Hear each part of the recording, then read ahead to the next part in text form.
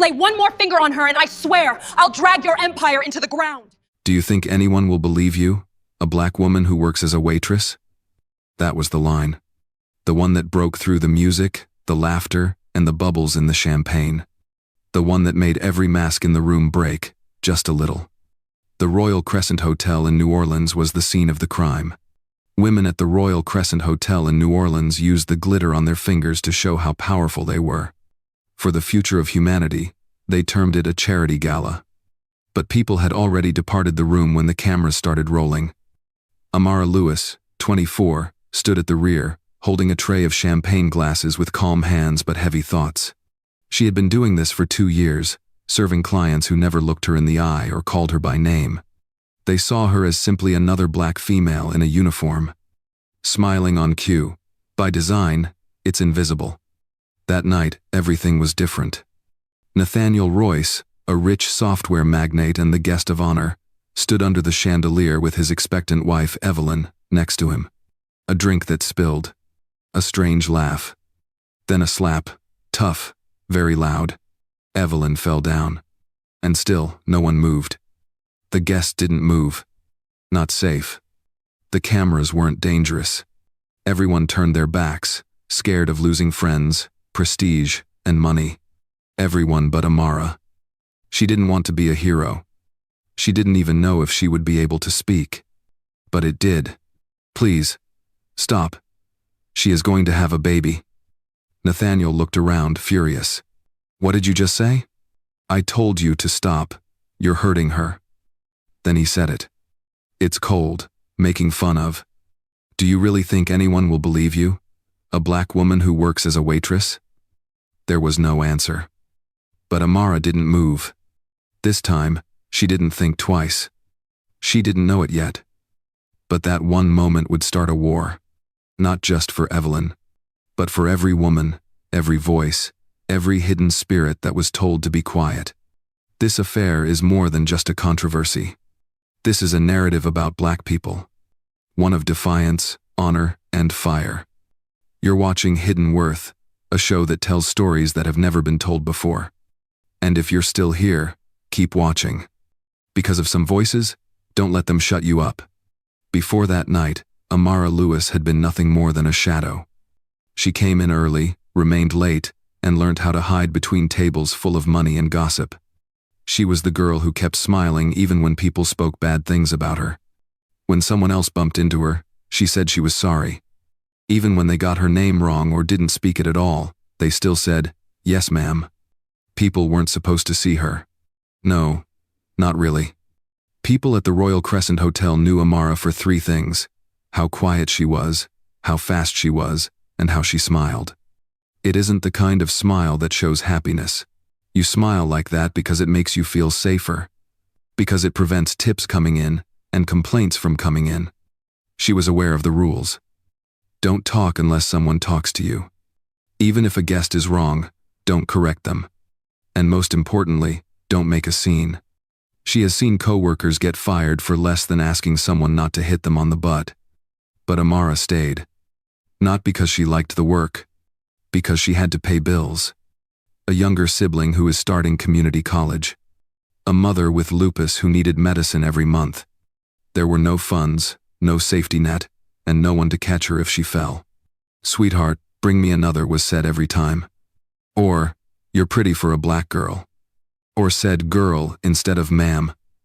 She gulped it. Smiled. Went on. That was the way to stay alive. She wasn't mad. She was very tired.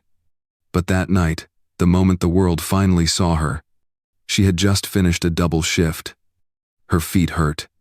She was already thinking about the cheapest way to get home by bus. And she had almost gotten through the night without anyone noticing. Not quite. Until she noticed the look of horror on Evelyn's face. The last thing she heard was that smack. She broke something within. There was no scream. It felt more like ice slowly breaking. Be quiet. Unavoidable.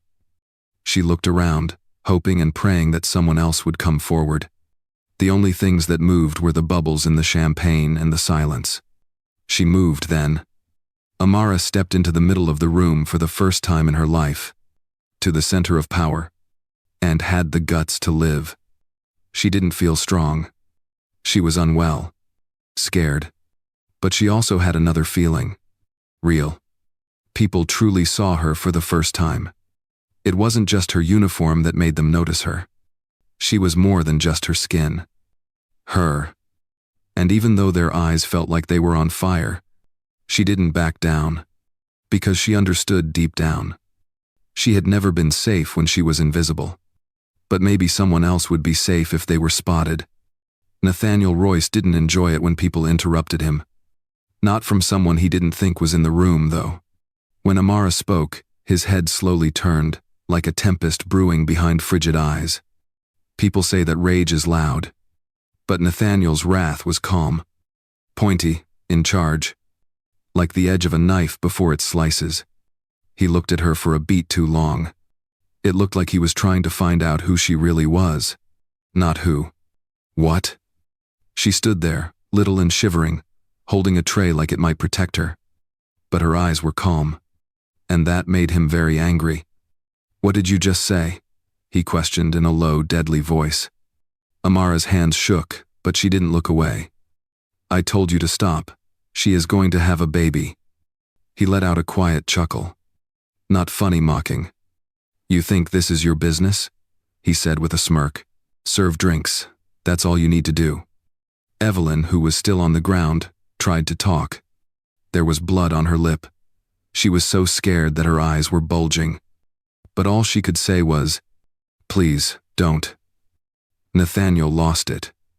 "You made me look bad in front of the board," he roared. "Get down," and pointed at her like she was dirt. "You spilled a bottle of wine worth $2,000 on a suit worth $20,000.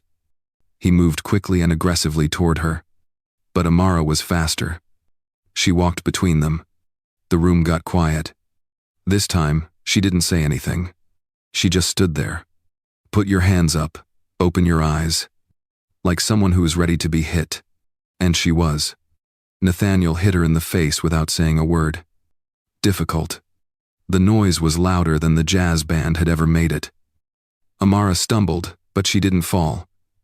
Did not cry. Didn't run. She just looked at him. One hand on her face. She was breathing through the flames that were burning her skin. That's when he said it. "Do you really think anyone will believe you?" He leaned in close, and his voice was full of poison. "You? A black woman serving food?"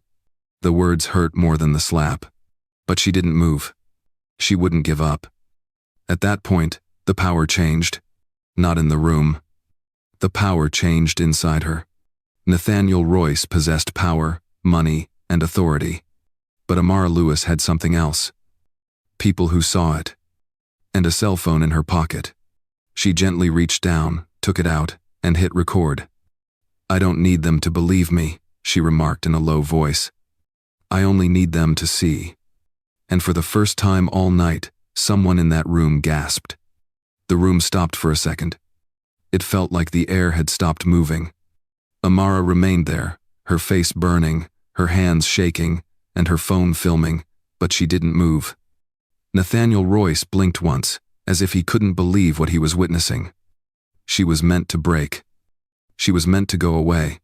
Instead, she was still there. The guests were confused on what to do. They mumbled, their eyes flashing back and forth between Amara and the millionaire like they were watching a tennis match that no one had bet on. Some people seemed impressed. Some people appeared really scared. But no one came to help. Until one man did. Marcus Hall, the head chef at the hotel, moved forward from the edge of the hall. Tall, with broad shoulders and an apron on. He had been watching from the kitchen door, transfixed like everyone else, until the slap hit him like a stone. Marcus had been friends with Amara for 2 years. Every morning, she brought coffee to the kitchen. Paid for his sick days. He made the worst jokes, and I laughed at them. And now power, pride, and prejudice were going to tear her apart. He couldn't let that happen. Marcus pushed through a group of servers and went right up to Nathaniel. The room got quiet. He said, "That's enough," in a calm but forceful voice. "She told you to stop. Please leave. I'm asking you to." Nathaniel slowly turned, his gaze narrowing. "Do you know who I am?" he hissed. Marcus didn't move. "I do. But tonight, you're just a guy striking a woman who is pregnant." Security on the sides looked worried. They didn't get paid enough for this. They clearly weren't ready for PR problems. Nathaniel pointed and growled. "You both are fired. You'll never work in this city again." Marcus shrugged. "I'd rather not have a job than be part of it." He took out his own phone and started recording as well. Nathaniel's face grew pale, not because he was scared, but because he was thinking. He turned his head. Every phone in the room suddenly felt like a gun. Even the rich recognized that video was power. And tonight, he couldn't do anything about it. He stepped back, fixed his jacket. He made himself smile. "Well then," he answered through gritted teeth. "Let's not make this a bigger deal than it is." But it was already too late. The stage was set. People were watching. Nathaniel Royce was not the one holding the script for the first time in his life. Nathaniel Royce didn't have the script. It was colder than it should have been the next morning. People knew New Orleans for its music, liveliness, and heat. But not that morning. The city seemed silent. Not the type that brings calm. The kind that happens just before a storm. Amara Lewis sat on the edge of her twin mattress in a studio apartment that was just a little bigger than a hotel restroom. She hadn't gotten any sleep. The slap still hurt her cheek. But the discomfort didn't keep her awake. It was the quiet. There were no reports in the news. No tweets. No headlines. Nothing at all. She looked at her phone, checked her news feeds, and searched for hashtags. Nothing about Evelyn. There is nothing about Nathaniel Royce. Nothing about what happened. It was as if the night had never happened. Some guests had filmed parts of the action, but those videos were lost. Gone. Like dirty dishes after a fine supper, it was wiped clean. Amara looked over her messages. At 3 a.m., her best buddy sent her a text. "Are you all right? I saw something, but it's not there anymore. Be careful." The light on her voicemail was red. One new message from the hotel staff. "You are suspended right away while we look into your behavior at last night's event." She played it back 3 times, as if she had heard it wrong.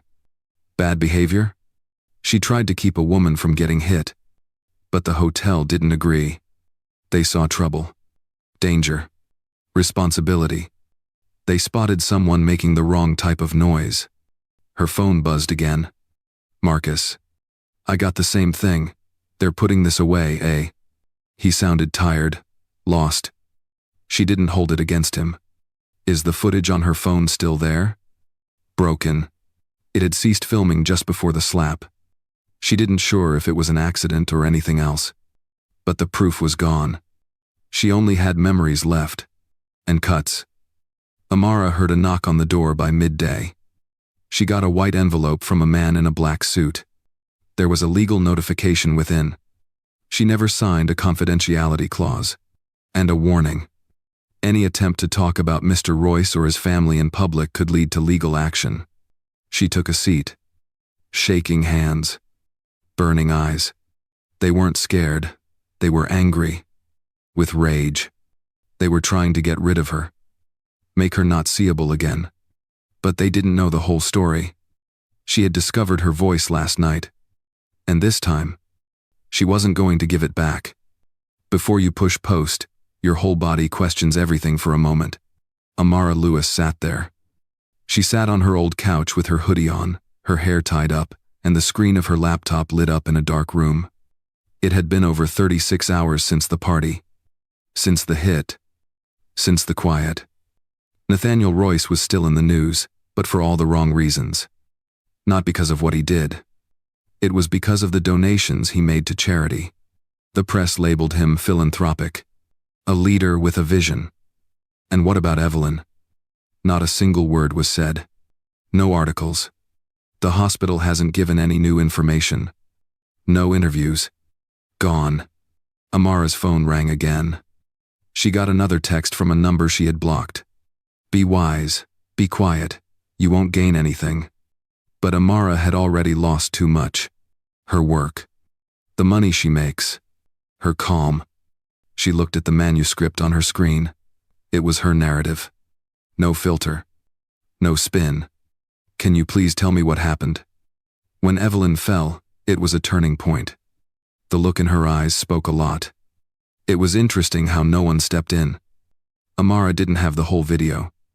But she knew the truth. And sometimes, that's louder than proof. She took a breath, hit the record button, and they began to talk. Amara Lewis is my name. I was working at the Royal Crescent Hotel's gala when I observed something that no one else wanted to see.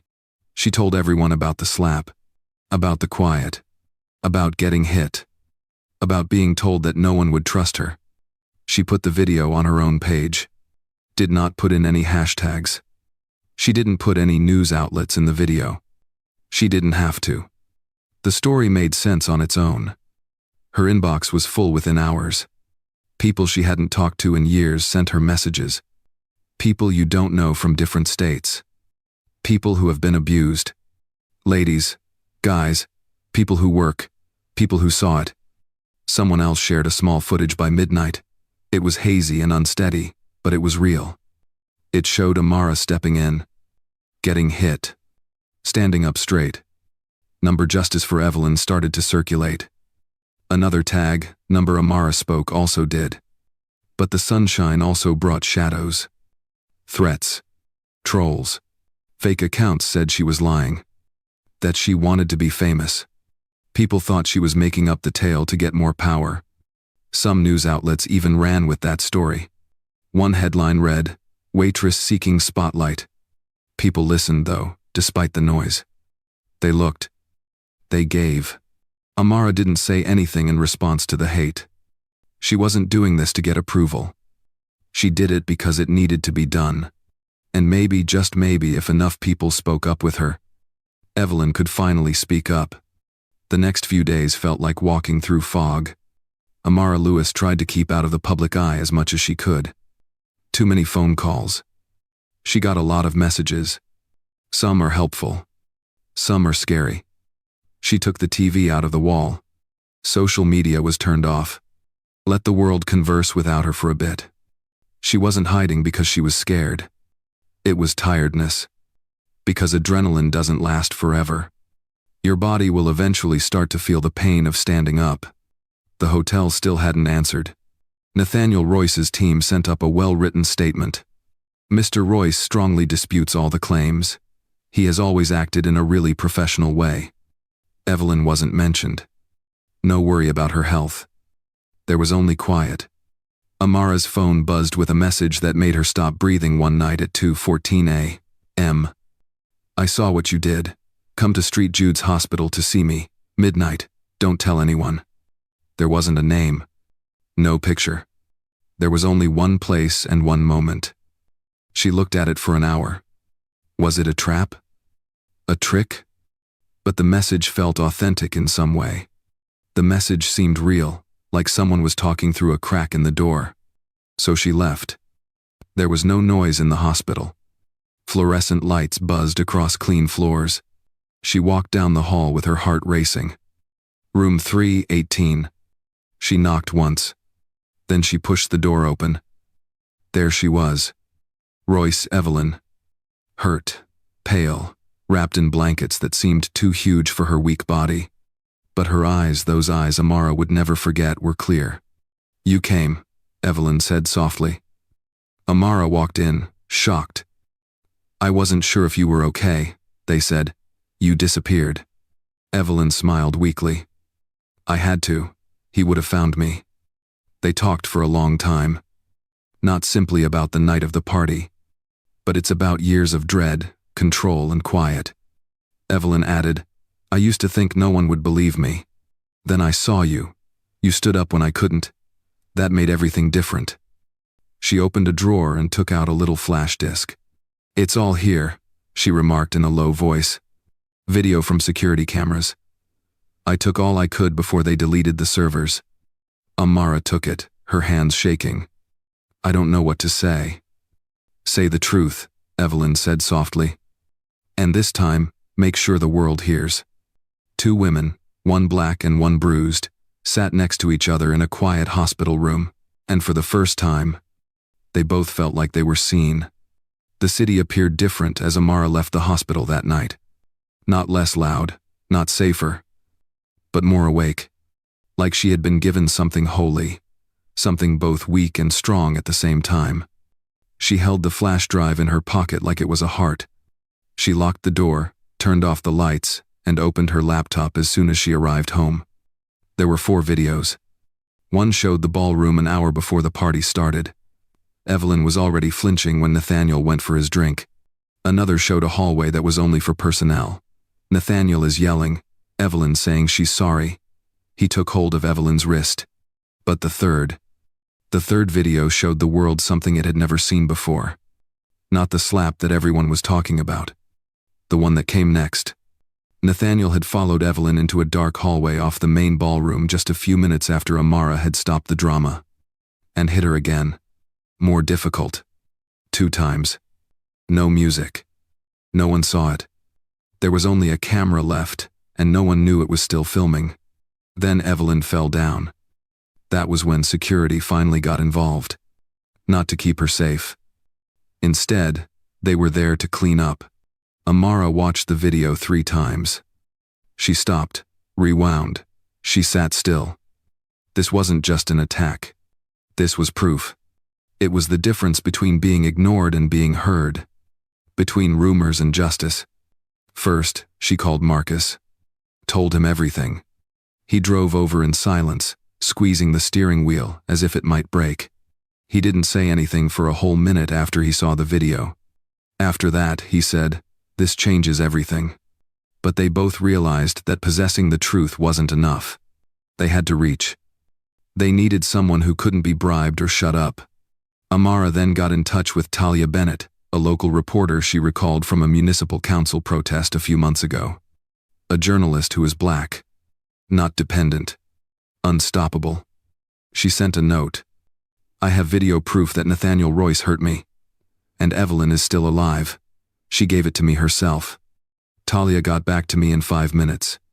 Come to my studio. Bring it all. Tomorrow we go live." It wasn't a press release. It wasn't a tip about a scandal. There was war. Amara took a breath, put the flash drive in a Ziploc bag, and glanced at herself in the mirror. No makeup. No uniform.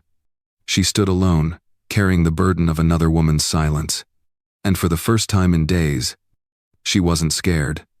She was ready. The interview started at 8 a.m. sharp. There were no lights in the studio. There was no crew of makeup artists there. No polish on the network. There was only a couch, a microphone, and 2 women who were honest. Amara Lewis's voice was firm, and her eyes were clear. Talia Bennett, sharp and clear, giving the story room to breathe. The film began with images of Evelyn in the hospital, showing her bruises, her voice, and her anguish. Then there was the video of the ballroom, the slap in the hall, the quiet, the fear. The flash drive finally came out. Everything Nathaniel Royce's public relations team had tried to hide was suddenly out in the open. Not filtered. Not changed. No doubt. The video received 2.3 million views before lunchtime. By 4 p.m., the hashtags were popular all across the world. Number Justice for Evelyn. Number Amara spoke. Number Hidden Worth. Big news outlets rushed to catch up. CNN, MSNBC. Even the late-night hosts spoke up. Some people said Amara was brave. Some people doubted her reasons. Some others tried to change the story by saying that Evelyn and Amara planned it. But the video spoke louder than the spin. At the same time, Nathaniel Royce went dark. His team called off press events, canceled meetings about investments. He froze his social media accounts. But the quiet simply made things worse. People who used to work there started to speak up. Old lawsuits came back. A former intern spoke up, saying that they were verbally abused, forced to do things, and threatened. The price of Royce Dynamics stock had decreased 14% by sunset. Investors wanted a statement. Members of the board planned an emergency vote. And an official investigation started. For her part, Amara stayed quiet. Not because I'm scared, but the work spoke for itself. She didn't have to yell. They had already heard her. That night, Marcus brought her dinner. They sat on the floor and ate fried chicken while watching the world react. He turned to see and smiled. "You lit a fire." She shook her head. "I lit a match. The rest was already dried." The email came next. From Evelyn. "They're trying to move me again.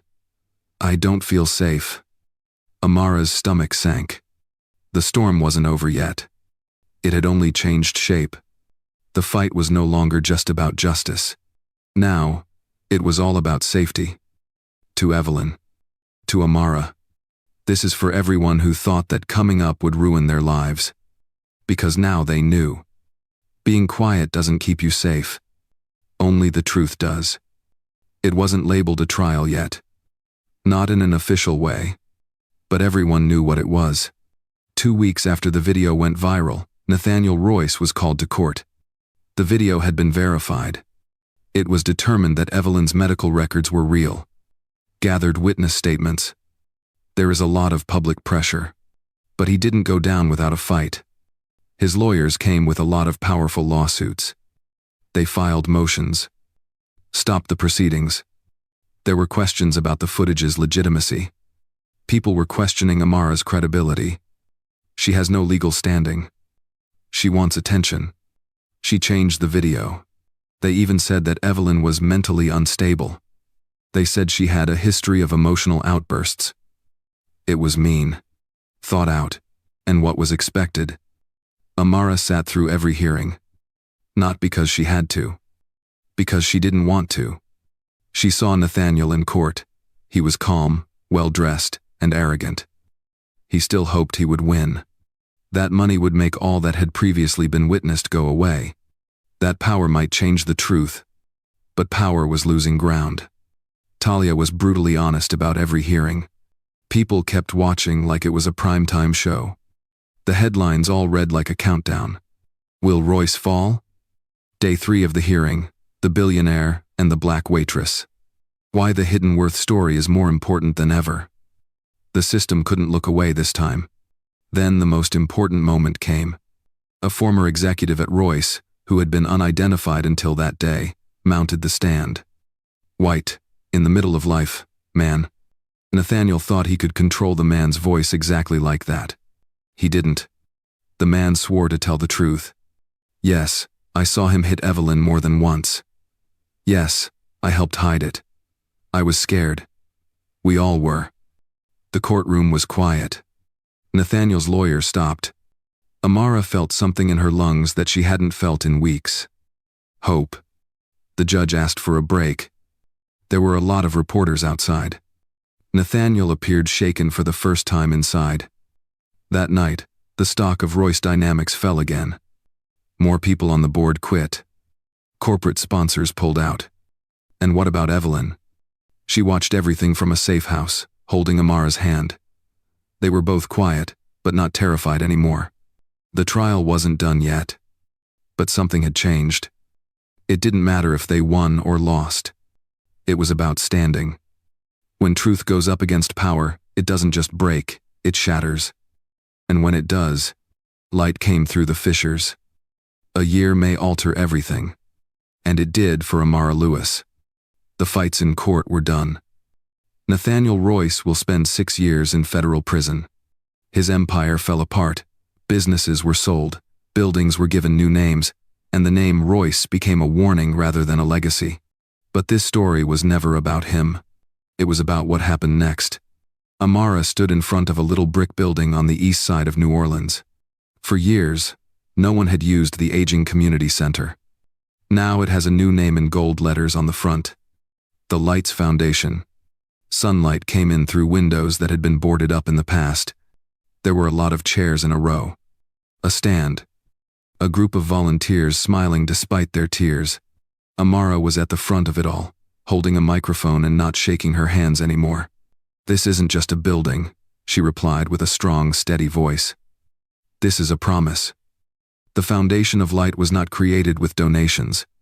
People had the guts to build it. People from all over the country gave money. Survivors, allies, and regular people who thought that voices like Amara's deserved to be heard and protected. The center did more than just provide refuge. It gave legal help, counseling. It also offered workshops on how to speak up and what happens after that. And certainly, it gave me hope. There was also Evelyn Royce. She stood still in the back. The hair has grown back. Her eyes were softer but smarter. She didn't want to be in the spotlight. She had already made it through the storm. After the ribbon was cut, a girl came up to Amara. Maybe 8. 9, maybe. She had large eyes and held a notebook to her chest. "Miss Amara," she said, "my teacher showed us your video. I want to be as brave as you." Amara got down on her knees. "You already are." The girl grinned and ran off. Marcus, who was nearby, laughed. "Now you're a hero to someone." Amara gazed around at the room full of strangers who felt like family. She stated, "I'm just a woman who didn't keep quiet." But in reality, she had become more. A voice that started a revolution. A sign that truth doesn't always shout, but when it does, it shakes the world. The foundation of light was never about just one individual. It was for all of them. Everyone who had ever been quiet. Not seen. Not remembered. They had a place to be seen now. They finally had a way to get their point across. They were eager to start over. Because sometimes the most powerful thing you can do is, I get up and stay up. Being brave doesn't always mean giving loud statements or raising your fists. It can seem like a lady in a server's uniform who is quiet, fatigued, and terrified. But she chooses to speak while everyone else is silent. Amara Lewis never wanted to be a symbol. She never wanted to be in the news. She only wanted to do the right thing. She stayed strong even when it looked like no one would help her. But here's the thing about the truth. It doesn't require a lot of people to start a fire. One person can start the fire. Amara's narrative teaches us more than simply about power or injustice. It shows us what happens when fear meets purpose. It reminds us that systems can let us down. That money can stop the news. That power usually puts itself first. But it also reminds us that people are watching. And when the truth finally gets out, it can't be stopped. This isn't only a story about Black people. It's not only a woman's story. It's a narrative about people. About having respect. About the voice. It's about deciding to stay standing even when the world tells you to sit down. And maybe you're thinking this as you watch. I'm not as brave as she is. I don't have a platform. There's only one of me. But that's exactly who Amara was. She didn't have a lot of followers. She didn't have lawyers or bodyguards. Her hands were shaking, and her phone was damaged. And yet, she came. That's what's important. Fearlessness doesn't give you bravery. It comes from doing the right thing, even when you're scared. We rise because we are afraid. And every time someone doesn't want to be invisible, every time someone who isn't involved speaks up, together, we make something stronger. If Amara's story touched you, if it simply kindled a small light inside you, so don't let it go away. Tell this narrative. Tell someone about Amara. Speak about Evelyn. Talk in places where it's okay to be quiet. Give money to shelters in your area. Support true news. And most importantly, believe survivors. The world doesn't alter when the powerful fall. Things change when those who aren't heard finally speak up. You've been watching Hidden Worth, where the softest voices are the loudest. And if you're still here, you might have been meant to hear this. Don't just scroll past it. Be the witness, be the light, be the fire.